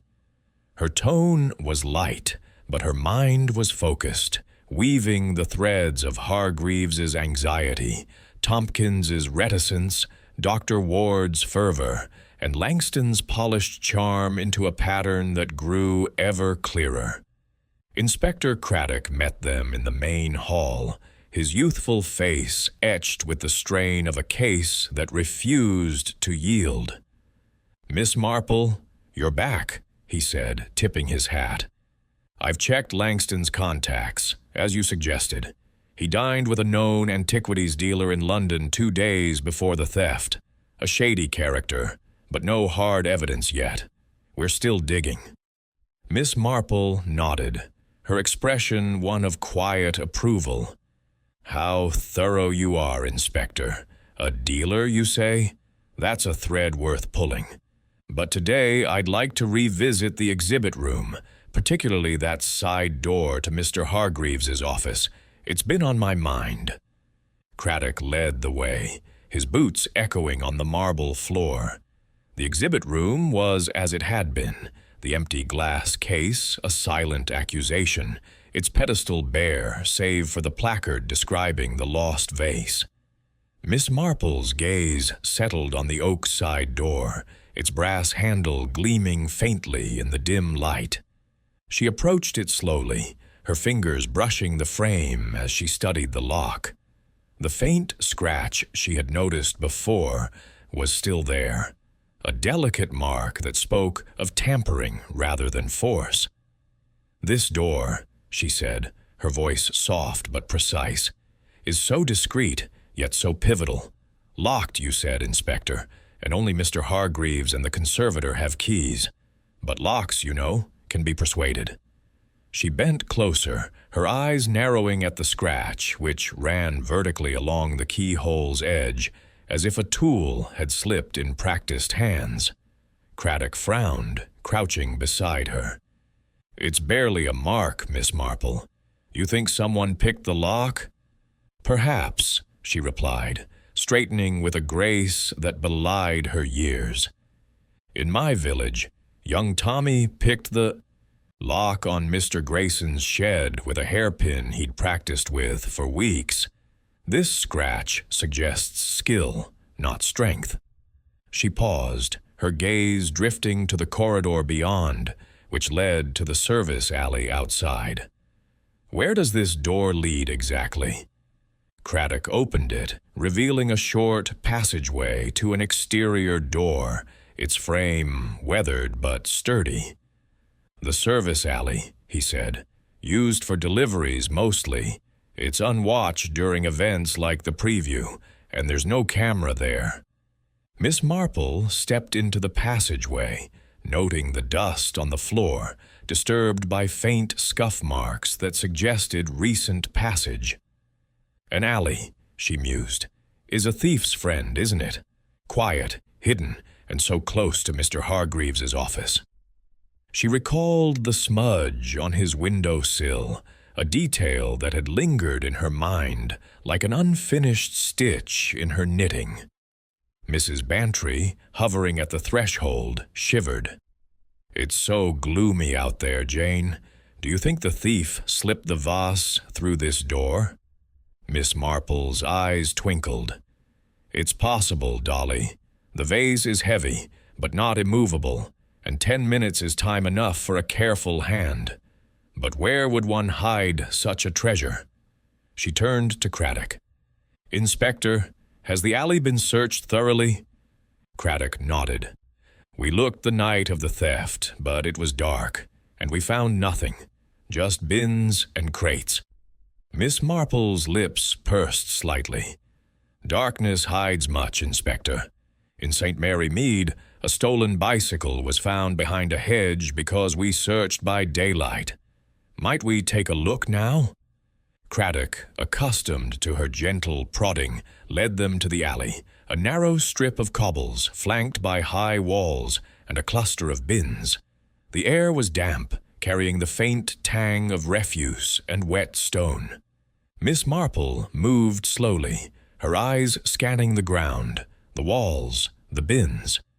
Near one, half hidden by a stack of crates, she spotted a patch of disturbed earth, as if something had been dragged or placed there briefly. She pointed it out, her voice calm but firm. "Inspector, might you examine this?" Craddock knelt, his fingers brushing the soil. From beneath a crate, he pulled a coarse cloth sack, its weave stained with flecks of reddish clay. He opened it, revealing nothing inside, but the clay caught Miss Marple's eye. "This clay," she said, "it's like the base of the vase, isn't it?" "I saw its color in the museum's photographs." Craddock's eyes widened. "You're right, Miss Marple. We'll have it tested, but it's a match by sight. The thief might have hidden the vase here temporarily." Miss Marple nodded, her mind racing. "A temporary hiding place. Yes. The vase is too valuable to leave long, but an alley is perfect for a quick handoff. Someone slipped it through the side door, hid it here, and retrieved it later." She pictured Langston's absence during the preview, his claim of a phone call, and the dealer in London. "A planned theft, Inspector, with a destination in mind." Mrs. Bantry, clutching her umbrella, gasped. "Jane, you mean they passed it to someone outside, like a gang?" Miss Marple's smile was patient. "Not a gang, Dolly, but perhaps an accomplice. Thieves, like gardeners, work best with a helper. In my village, Tommy's stolen tools went to a man waiting in a van. This sack suggests a similar arrangement." She glanced at the alley's end, where it joined the village street. Was the alley accessible that night? "Wide open," Craddock admitted. "No gate, no guard. Anyone could have come from the street." Miss Marple's thoughts turned to Tompkins, stationed at the front desk, and Hargreaves in his office overlooking the alley. "Someone inside knew the moment to act," she said softly. "The alarms silence, the side doors scratch, this sack, they point to a careful plan." She recalled Doctor. Ward's sketches, shared with Langston, and Tompkins's hesitation when questioned about the collector's movements. Craddock stood, holding the sack carefully. "I'll have this analyzed for prints and residue. If the clay matches the vase, it's our first solid lead." Miss Marple nodded, her expression serene, but her mind alight.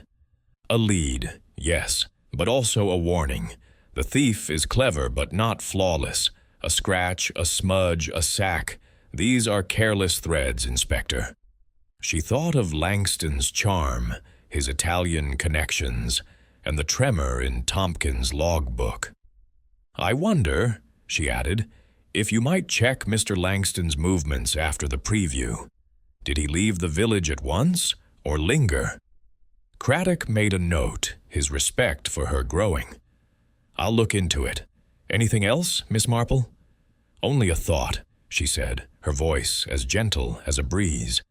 "In St.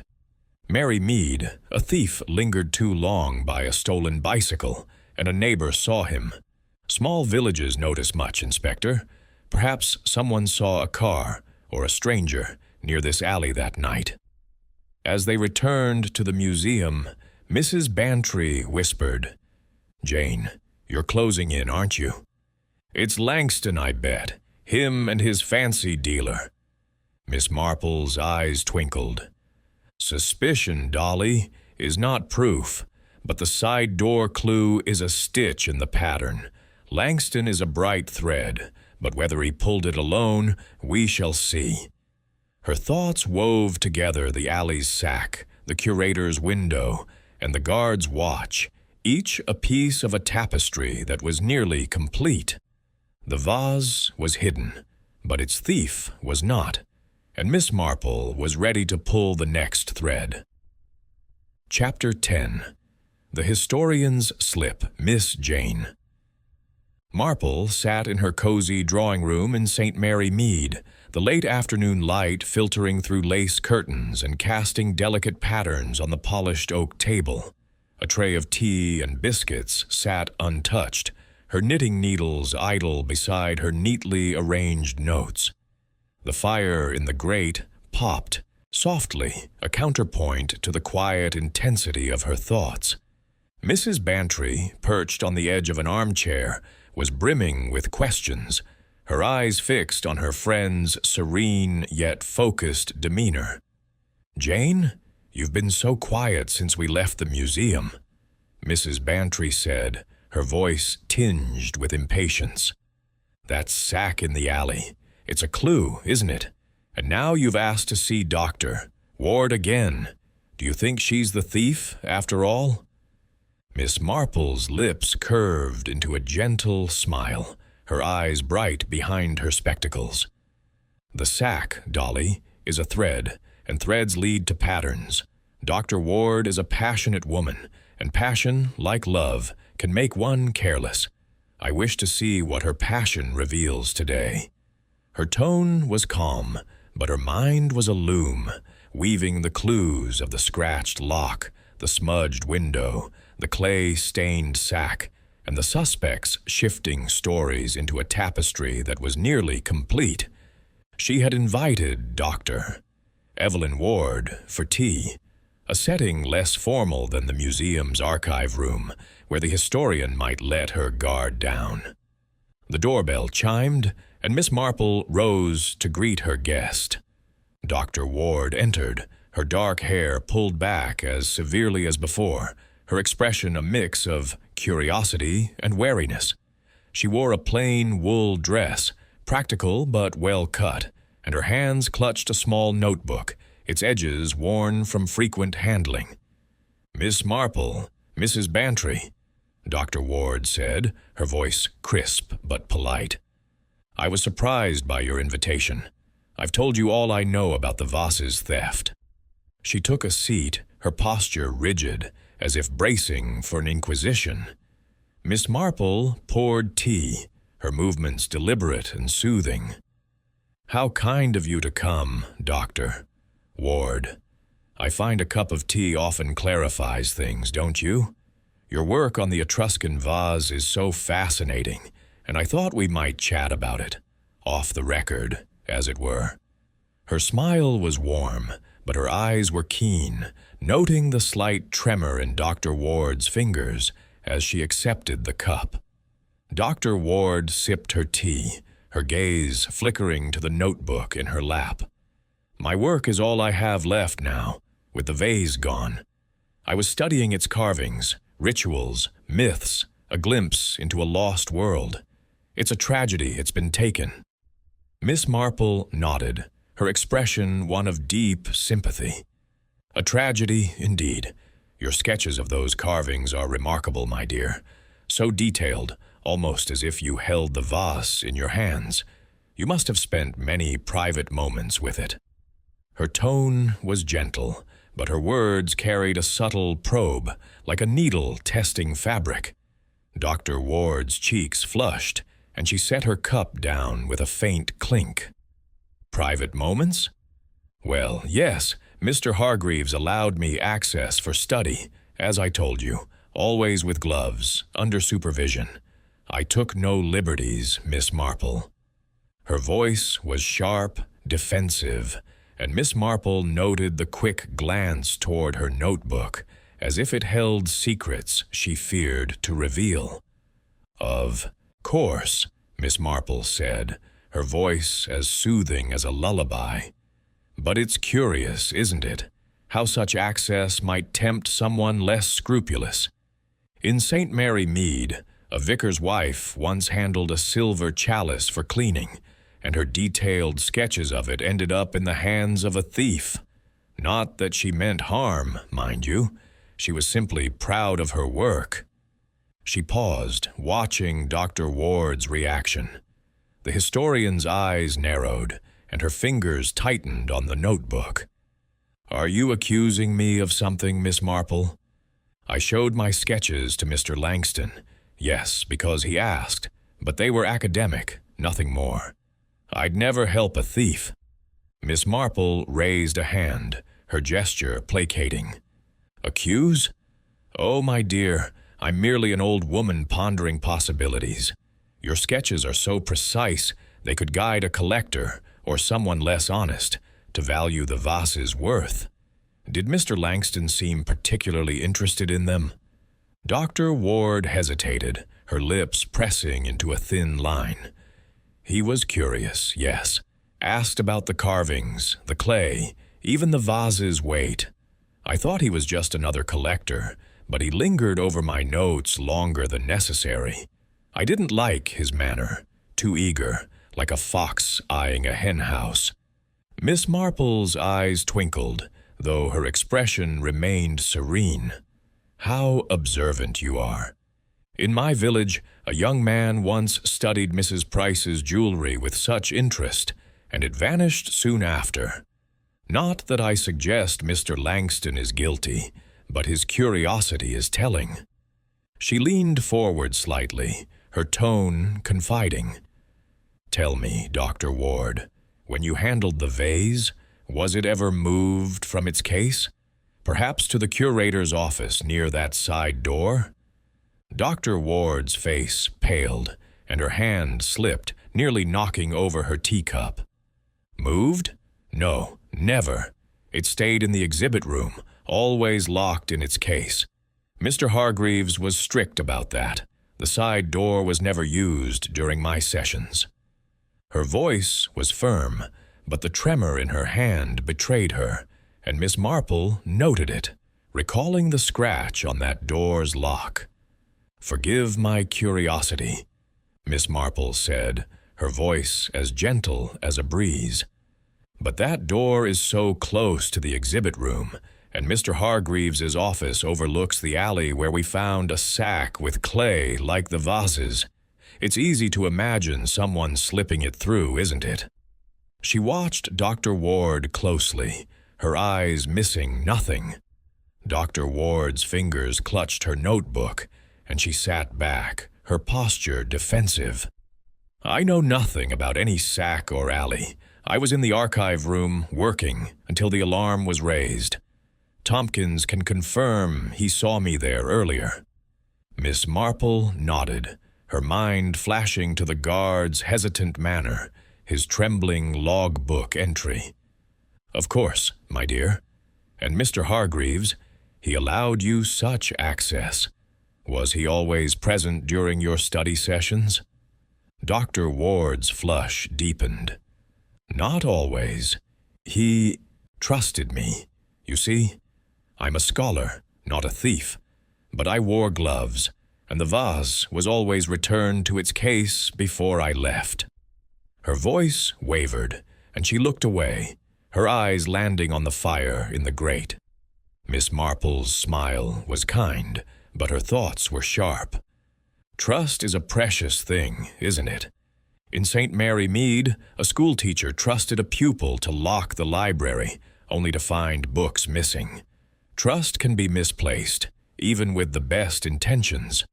She paused, letting the words settle. "Did you ever notice anyone near the side door, Doctor?" "Ward? Perhaps Mr. Langston, or even Tompkins." Dr. Ward shook her head, but her hesitation was palpable. "No one. I was focused on my work. I didn't see the side door opened, and I certainly didn't touch it." Her voice was firm, but her eyes darted to her notebook again, as if it held a confession she dared not voice. Miss Marple thanked her, rising to see her out. "You've been so helpful, Doctor. Ward, your love for the vase is clear, and that's a comfort. If you recall any small detail, a glance, a sound, it might help the inspector." Her tone was warm, but her mind was alight, picturing Dr. Ward's sketches in Langston's hands, the curator's lax oversight, the alley's hidden sack. As Dr. Ward left, Mrs. Bantry pounced. "Jane," she was rattled. "That business about the vase being moved, she nearly dropped her tea. Is she in on it?" Miss Marple's eyes twinkled as she returned to her notes. "Rattled, yes, but guilty? I think not, Dolly. Dr. Ward's slip was in her trust, not her actions. Her sketches aided someone, Langston, perhaps, but her passion blinds her to her own complicity, like a vicar's wife in my village who sketched a chalice and never saw the theft coming." She tapped her notes, the names of Langston and Tompkins standing out. The side door, the sack, the sketches, they point to a plan, and Dr. Ward was a pawn, not a player. Mrs. Bantry clapped her hands. "Then it's Langston. Oh, Jane, you're close, aren't you?" Miss Marple's smile was serene. "Close, Dolly, but not there yet. The pattern is forming, but one thread remains loose. We must watch and listen, for the thief will slip, as Dr. Ward did, and then we shall have them." Her thoughts turned to Inspector Craddock, and the need to trace Langston's movements further. The vase was hidden, but its thief was not, and Miss Marple was ready to pull the final threads together. Chapter 11. The Trap is Set, Miss Jane. Marple sat in the quiet of Inspector Craddock's office at the St. Mary Mead police station, a small utilitarian room with a cluttered desk and a single window overlooking the village green.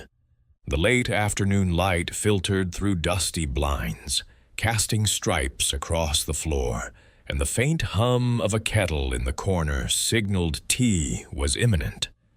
Miss Marple's hands rested calmly on her handbag, her expression serene, but her eyes were alight with the sharp focus of a mind closing in on its quarry.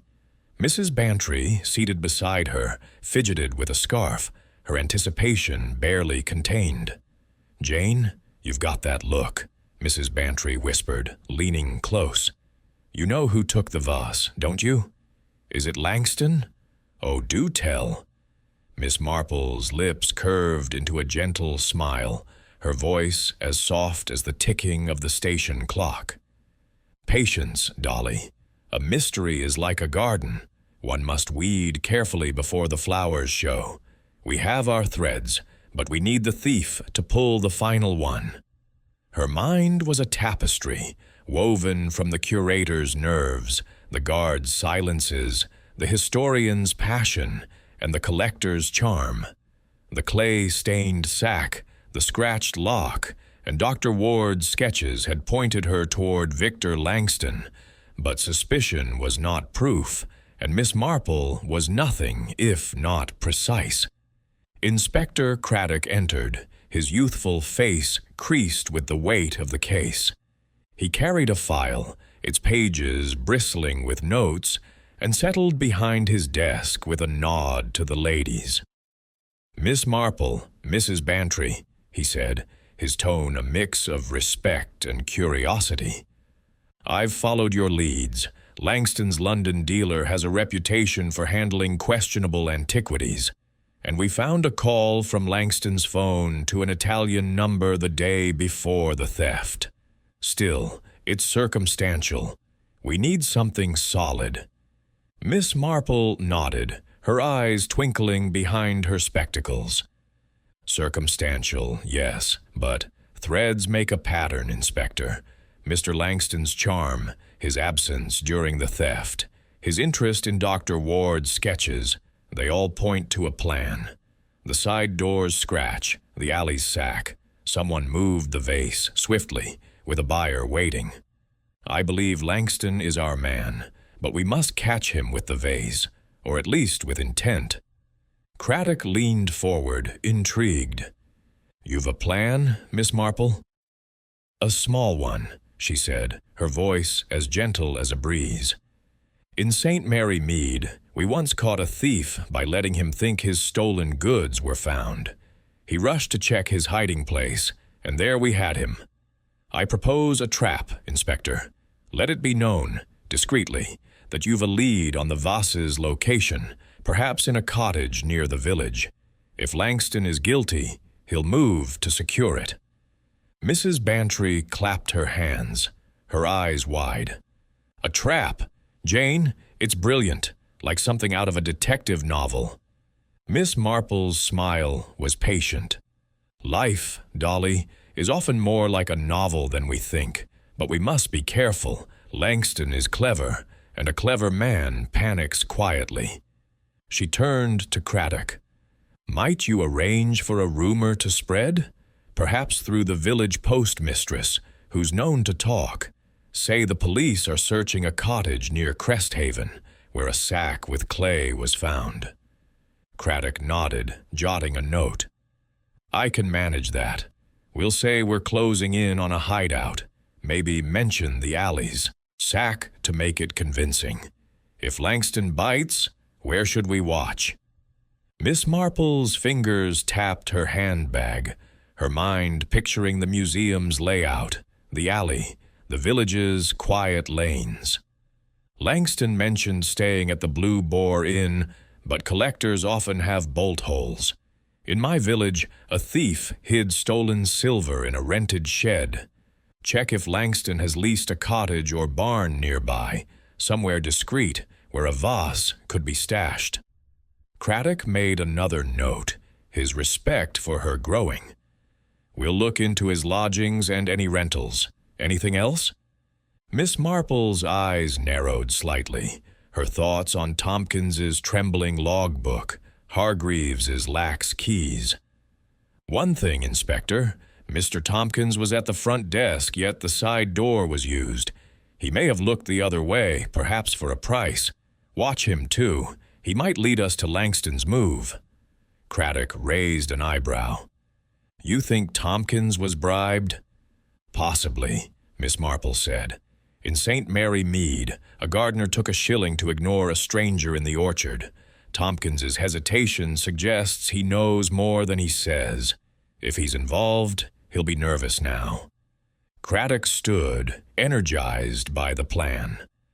"I'll spread the rumor tonight. Through Mrs. Price, she's a reliable gossip. We'll watch Langston and Tompkins and check for any rented properties. If Langston moves, we'll be ready." Miss Marple nodded, her expression serene, but her mind alight. "Be discreet, Inspector. A trap works only if the mouse doesn't see the cheese." She rose, smoothing her coat, her thoughts on Langston's polished smile, his Italian dealer, and the clay-stained sack. And perhaps check the alley again, at night. A thief might return to a familiar haunt. As they left the station, Mrs. Bantry could barely contain herself. "Jane, it's thrilling. You've set a net for Langston. But what if he doesn't take the bait?" Miss Marple's eyes twinkled. "He will, Dolly, if he's guilty. A thief, like a fox, can't resist checking his lair when he thinks it's found. We need only watch and wait." They stepped into the village street, where lamplights flickered to life under a darkening sky. Miss Marple's mind was a tapestry, nearly complete, with Langston's charm at its center, Tompkins's silence a shadow, and Hargreaves's keys a loose thread. That evening, Craddock's rumor took root, whispered by Mrs. Price at the post office and spreading like wildfire through the village. By nightfall, word of a police search near a cottage had reached the Blue Boar Inn, where Langston was seen sipping brandy in the lounge. Craddock's men, discreetly positioned, watched as Langston excused himself, claiming an early night. But at midnight, a plainclothes officer reported movement, a figure slipping from the inn toward the village outskirts, where a rented cottage stood, its windows dark. Craddock, alerted, followed with his team, finding Langston in the alley behind the museum, his flashlight sweeping the bins. When confronted, he produced a forged museum pass, claiming he'd lost a glove. A search of his coat revealed a burner phone, its recent texts arranging a sale with the London dealer. The cottage, when searched, held a crate with padding, ready for a vase-sized object, though the vase itself was not yet found. Miss Marple, informed by phone, smiled into the receiver. "Well done, Inspector. The trap has sprung, but the vase remains hidden. Press Langston gently. He'll lead you to it." Her voice was calm, but her heart quickened, sensing the pattern's final knot. Mrs. Bantry, listening in, gasped. "Jane, you've got him, but where's the vase?" Miss Marple's eyes gleamed. "Close, Dolly. Langston's move betrays him, but the vase is his secret. We'll find it stitch by stitch." The trap was set, and the thief was caught, but the final thread awaited, and Miss Marple was ready to pull it tight. Chapter 12. The pattern complete. Miss Jane Marple sat in the modest waiting room of the St. Mary Mead police station, her hands folded neatly over her handbag, her tweed coat draped over the back of a wooden chair. The room was spare, with a single desk, a ticking clock, and a window offering a view of the village green, where early morning mist clung to the grass. The air held the faint scent of ink and polished wood, a fitting backdrop for the final unraveling of the Cresthaven Museum mystery. Mrs. Bantry, beside her, fidgeted with a handkerchief, her eyes bright with anticipation. "Jane, you've done it, haven't you?" Mrs. Bantry whispered, her voice a mix of awe and excitement. "Langston's caught, but where's the vase? You know, don't you?" Miss Marple's lips curved into a gentle smile, her eyes twinkling behind her spectacles. "The vase, Dolly, is the final stitch in our pattern. Like my knitting, it's been hidden in plain sight, waiting for the right thread to be pulled." Her tone was calm, but her mind was alight, weaving together the scratched lock, the clay-stained sack, Dr. Ward's sketches, and Langston's slippery charm into a tapestry now complete. Inspector Craddock entered, his face weary but triumphant, carrying a file thick with reports. "Miss Marple, Mrs. Bantry," he said, settling behind the desk. "Langston's confessed. We caught him in the alley as you predicted, and the burner phone's texts sealed it. He's admitted to stealing the vase, but he's tight-lipped about where it's hidden. We're searching the cottage now." Miss Marple nodded, her expression serene. "A confession is a start, Inspector, but the vase is his prize. Tell me, what did Mr. Langston say?" Craddock opened the file, his voice brisk. "He claims he acted alone, though I'm skeptical. He bribed Tompkins with £50 to look the other way during his phone call at 8:45. Langston used a device, some black market gadget from Italy, to disable the alarm for 10 minutes. He picked the side door's lock, slipped the vase into the alley, and hid it in that sack we found. Later that night, he moved it to the rented cottage, planning to ship it to his London dealer, who had a buyer in Rome." Miss Marple's eyes narrowed slightly, her mind picturing the scene. "And Mr. Tompkins? Did he confirm this?" Craddock nodded. "Tompkins broke when we showed him the texts. He's ashamed, says he needed the money for debts. He didn't touch the vase himself, just turned a blind eye. Hargreaves, it seems, was unaware. His lax security with the keys helped, but he wasn't in on it." Miss Marple's fingers tapped her handbag, her thoughts on the curator's nervous fidgeting, his desk drawer left unguarded. "Poor Mr. Hargreaves," she said softly. "His trust was his downfall, like a vicar in my village who left the church keys in a flower pot. And Dr. Ward?" Craddock's brow furrowed. "She's clear. Her sketches helped Langston verify the vase's authenticity for his buyer, but she didn't know his intent. She's devastated, feels betrayed." Miss Marple nodded, recalling Dr. Ward's defensive flush, her passion for the vase. "A pawn, not a player," she murmured. Her love for the vase blinded her, as love often does.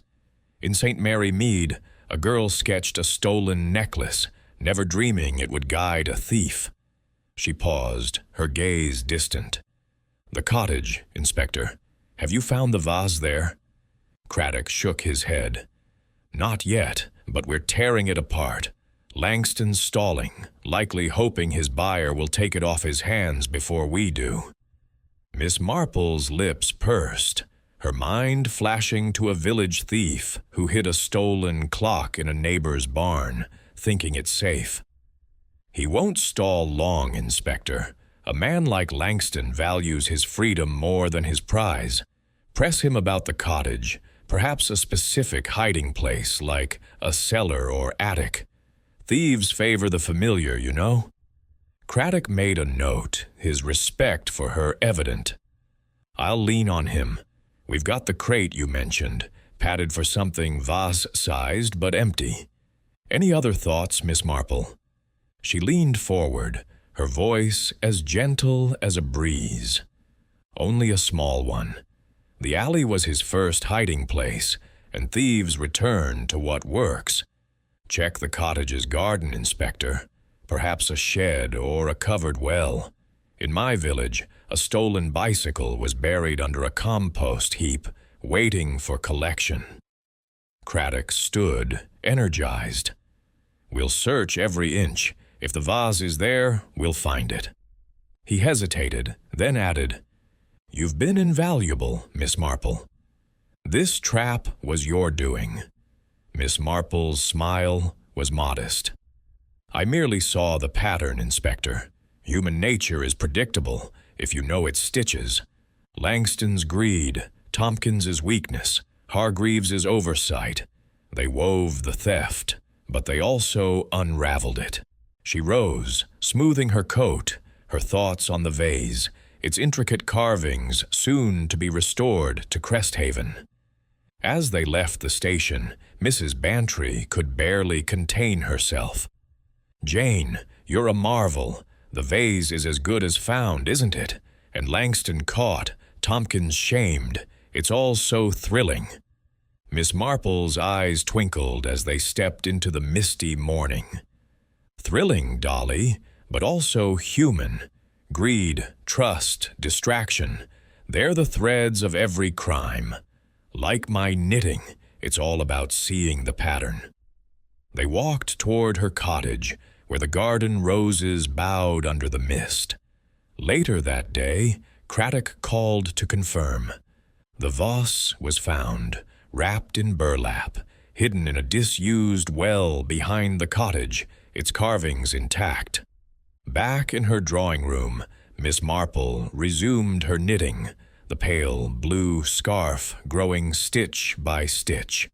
The vase was returned, Cresthaven's honor restored, and the village gossip would soon turn to other matters. "Human nature, Dolly," she said, her needles clicking, "is the truest puzzle and the most predictable. Now, shall we have some tea?" The pattern was complete, and Miss Marple was ready for the next mystery to unravel.